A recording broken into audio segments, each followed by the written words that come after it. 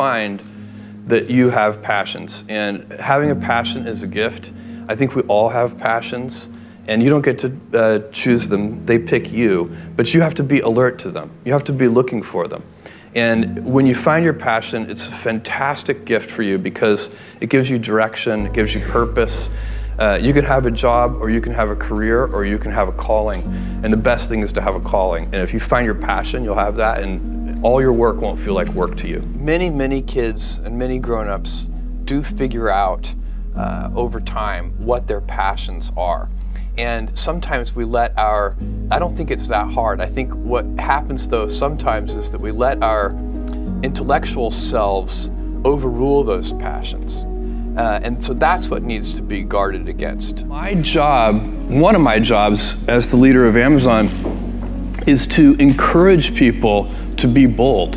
And people love to focus on things that aren't yet working.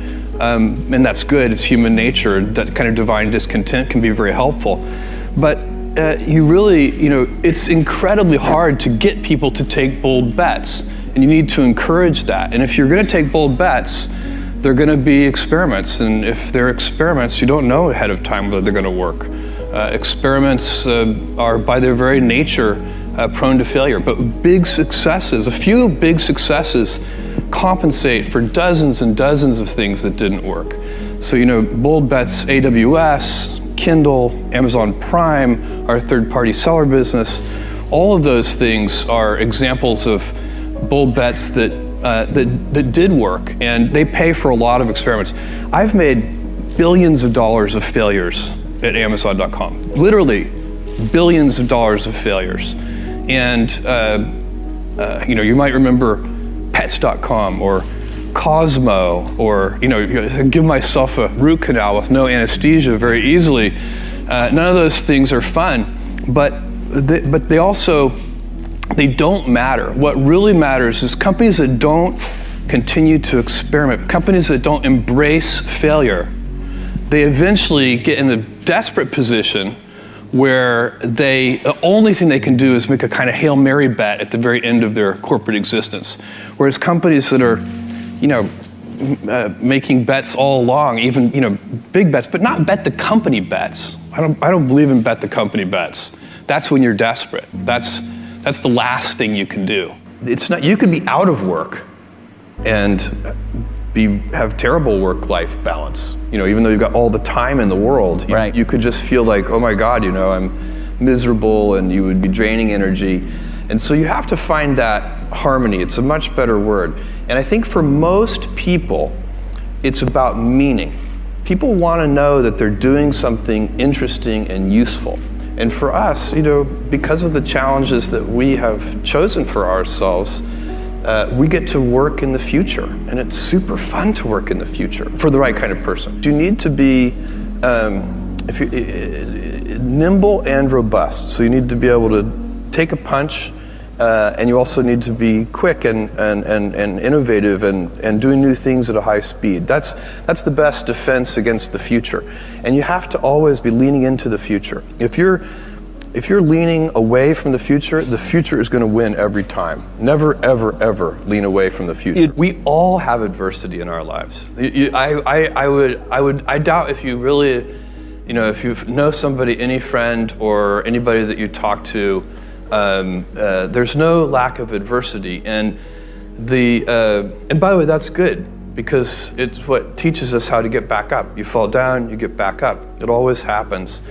And you get certain gifts in life, and you want to take advantage of those. But I guess my advice on adversity and success would be to be proud not of your gifts, but of your hard work and your choices.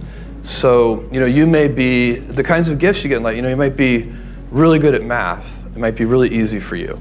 That's a kind of gift.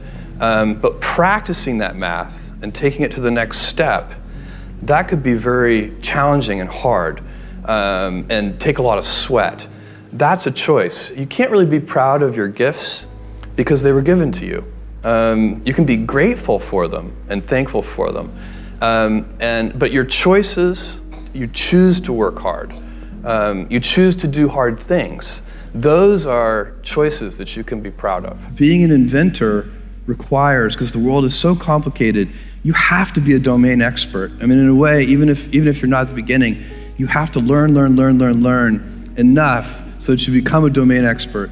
But the danger is once you become a domain expert, you can be trapped by that knowledge. And so inventors have this paradoxical ability to have that 10,000 hours of practice and be a real domain expert and have that beginner's mind. Have that look at it freshly, even though they know so much about the domain. And that's the key to inventing. You have to have both. And I think that is intentional. I think all of us have that inside of us, and we can all do it, but you have to be intentional about it. You have to say, yeah, I am going to become an expert, and I'm going to keep my beginner's mind. You can't skip steps. You have to put one foot in front of the other. Things take time. There are no shortcuts. And but you want to do those steps with passion and ferocity. It's easy to have ideas. It's very hard to turn an idea into a successful product. There are a lot of steps in between, and it takes persistence, relentlessness. So I always tell people who are who think they want to be entrepreneurs, you need a combination of stubborn relentlessness and flexibility. And you have to know when to be which. And basically you need to be stubborn on your vision, because otherwise it'll be too easy to give up. But you need to be very flexible on the details, because as you go along pursuing your vision, you'll find that some of your preconceptions were wrong. And you're going to need to be able to change those things. So I think taking an idea successfully all the way to the market and turning it into a real product that people care about and that really improves people's lives is a lot of hard work. Don't try to chase what is kind of the hot passion of the day. I think we actually saw this, I think you see it all over the place in many different contexts, but I think we saw it in the internet world quite a bit, where at the sort of peak of the sort of internet mania in say 1999, you found people who were very passionate about something. They kind of left that job and decided, I'm going to go do something in the internet, because it's it was almost like the the 1849 gold rush in a way. I mean, you find that people, if you go back and study the history of the 1849 gold rush, you find that at that time, everybody who was within shouting distance of California was, they might have been a doctor, but they quit being a doctor and they started panning for gold. And that almost never works. And even if it does work, according to some metric, financial success or whatever it might be, I suspect it leaves you ultimately unsatisfied. So you really need to be very clear with yourself. And I think one of the best ways to do that is this notion of projecting yourself forward to age 80, looking back on your life and trying to make sure you've minimized the number of regrets you have. That works for career decisions, it works for family decisions. Do you want, I have a 14-month-old son, and it's very easy for me to, if I think about myself when I'm 80, I know I want to watch that little guy grow up. And so I don't want to be 80 and think, shoot, I missed that whole thing and I don't have the kind of relationship with my son that I wished I had, and so on and so on. So if you think about that, so I guess another thing that I would recommend to people is that they always take a long-term point of view. And I think this is something about which there's a lot of controversy. There's a lot of people, and I'm just not one of them, believe that you should live for the now. I think what you do is you think about the great expanse of time ahead of you and try to make sure that you're planning for that in a way that's going to leave you ultimately satisfied. So this is the way it works for me. And I mean, everybody needs to find that for themselves. So I think there are a lot of paths to satisfaction, and you need to find one that works